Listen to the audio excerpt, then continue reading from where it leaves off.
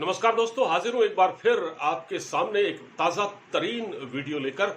और आज मैं एक बार फिर अरविंद केजरीवाल की हकीकत आपको बताने जा रहा हूं। आप हैरान होंगे कि ये आदमी कितना झूठ बोलता है, कैमरे के सामने झूठ बोलता है। असल में 27 मार्च 2022 को, अभी कल ही, एक दो दिन पहले ही, इसने एक इंटरव्यू दिया। किसको? टाइम्स नाउ नवभारत जो हिंदी चैनल है उसकी रेजिडेंट एडिटर है नविका कुमार, उनको इसने एक इंटरव्यू दिया।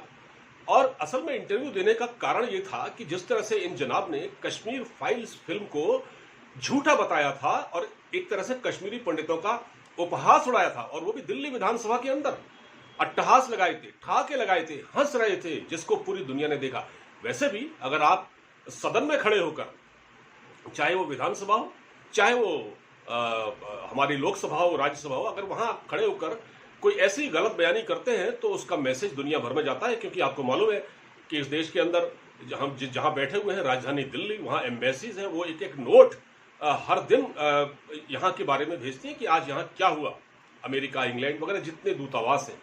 तो केजरीवाल ने जो झूठ बोला उसके चेहरे से नकाब उतार दिया है प्रवासी शिक्षक संघ माइग्रेंट टीचर्स एसोसिएशन ने, जिसने ट्विटर पर एक विज्ञप्ति जारी की। अब मैं मसला आपको बताता हूं। मसला यह था कि इन्होंने जो इंटरव्यू दिया इस चैनल को, नविका कुमार को, रेजिडेंट एडिटर है times now Navbharat Hindi channel की, जिसमें इन्होंने कहा कि इन्होंने सत्ता में आने के बाद 233 कश्मीरी पंडितों को नौकरी दी है। समझ गए आप? 233 कश्मीरी पंडितों को नौकरी दी है।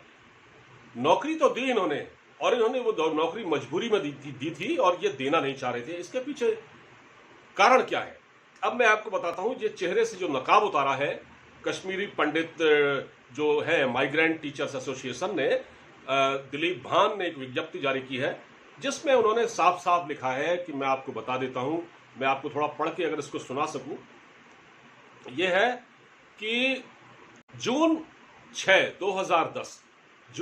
2010 में कश्मीरी पंडितों की जो एसोसिएशन ने इन नियुक्तियों के लिए हाई कोर्ट को अप्रोच किया, दिल्ली हाई कोर्ट को। तो मई 2018 है ना, मई 2015 18 तारीख को हाई कोर्ट की single bench delivered the judgement in favour of KMT by regularising their services. ठीक है। उसके बाद क्या हुआ? The same judgement is challenged in the double bench of honourable high court by Delhi government denying the regularisation of KMT। यानी इन टीचरों की नियुक्ति के खिलाफ इन्होंने चैलेंज किया। कहां? हाई कोर्ट में इसको चैलेंज किया कि ये नहीं, ऐसा नहीं होना चाहिए। जो 233 टीचरों की नियुक्ति का ये ढोंग रच रहे हैं ना, उसमें क्या क्या पापड़ बेलने पड़े इन कश्मीरी पंडितों को, ये मैं आपको बता रहा हूं। इसके बाद ये हुआ कि 21 मई 2018 को जो double bench in its verdict directed the Delhi government to regularise the service of KMT, यानी इन टीचरों के बारे में इनको रेगुलराइज करने के लिए कहा। फिर 5वां पॉइंट ये है कि despite repeated assurance by the Delhi government to regularize the service of KMT as per the directions of the Honorable High Court, they again challenged it in the Honorable Supreme Court of India। जब इनकी तबीयत नहीं भरी, जब high court के decision को इन्होंने supreme court में चैलेंज कर दिया। अब देखिए, आप कह रहे हैं कि मैंने 233 टीचरों को रेगुलराइज किया। सुनते जाइएगा जरा। फिर अक्टूबर 2018 और 26 अक्टूबर को honourable supreme court dismissed the petition of Delhi government and withstands the judgment delivered by the Honorable High Court dated 21 May 2018। और उसके बाद 23 जनवरी 2019 को finally Delhi government regularised KMT having no other option left. अगर सुप्रीम कोर्ट ने इनकी मनमानी पर रोक नहीं लगाई होती और हाई कोर्ट के फैसले को बरकरार नहीं रखा होता तो ये कश्मीरी पंडितों की नियुक्तियां नहीं होने देते। और ये कह रहे हैं टाइम्स नाउ नवभारत में बैठकर जब इनकी छितरौल हुई ढंग से सोशल मीडिया पर इनको ट्रोल किया गया, इनके झूठ और फरेब से नकाब उतारा गया, तब ये कह रहे हैं कि हमने 233 टीचरों को जो कश्मीरी पंडित थे प्रवासी, उनको हमने रेगुलराइज किया। ये इसका क्रेडिट लेना चाहते हैं। और ये तब कह रहे हैं जब इन्होंने द कश्मीर फाइल फिल्म के ऊपर उल्टा सीधा बोला और इन्होंने कहा कि कश्मीरी पंडितों पर आधारित ये फिल्म झूठी है। इसका मतलब इन्होंने कश्मीरी पंडितों का मजाक उड़ाया। दुनिया भर में ट्रोल हुए केजरीवाल। आज भी बल्कि ट्विटर पर टॉप ट्रेंड चल रहा था, केजरीवाल अगेंस्ट हिंदूज, वो कश्मीरी पंडितों के खिलाफ। मतलब ये उनके खिलाफ एक ट्रेंड चल रहा है।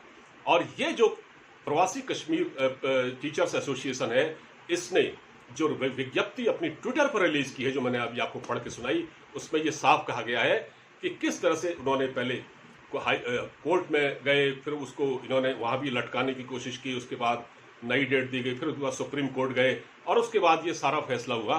तो मेरा आपको बताने का सिर्फ ये है कि केजरीवाल यकीन करने लायक आदमी नहीं है और जिस तरह की राजनीति कर रहे हैं, इन्होंने कश्मीरी पंडितों के खिलाफ बोलकर अपना तो बहुत बड़ा नुकसान कर लिया है। और अब ये टेलीविजन पर आकर ये सफाई दे रहे थे कि मैंने कश्मीरी पंडितों के लिए इतना काम किया। ये केजरीवाल साहब दिल्ली में 1 लाख कश्मीरी पंडित रहते हैं, ये कभी उनसे मिलने नहीं गया आज तक। कितनी बार ये आदमी जम्मू गया, जम्मू जाकर किसी कैंप में उनसे मिला। अब ये कहते हैं उनको वहां आबाद किया जाए। तो बहुत सारे लोग कहते हैं कि केजरीवाल की कथनी और करनी में बड़ा फर्क है। केजरीवाल ने ये इस तरह का ये जो दिखाया है, ये अपना तरीका, अपना जो रवैया उन्होंने बताया है, उसके अनुसार ये अब देखिए दिल्ली में आपको मालूम होगा जो सीए एनआरसी को लेकर जो आंदोलन हुआ था, उसमें एक अंकित शर्मा नाम का एक आईबी का जो इंटेलिजेंस का एक अफसर था, वो मारा गया। ये उनके घर नहीं गए, लेकिन ये उनके घर बाद में गए, बहुत बाद में गए। यानी अभी इसी साल मुझे मालूम है उन्होंने 1 करोड़ की धनराशि उसके परिवार को दी है और बहुत बड़ा एहसान समझ रहे हैं।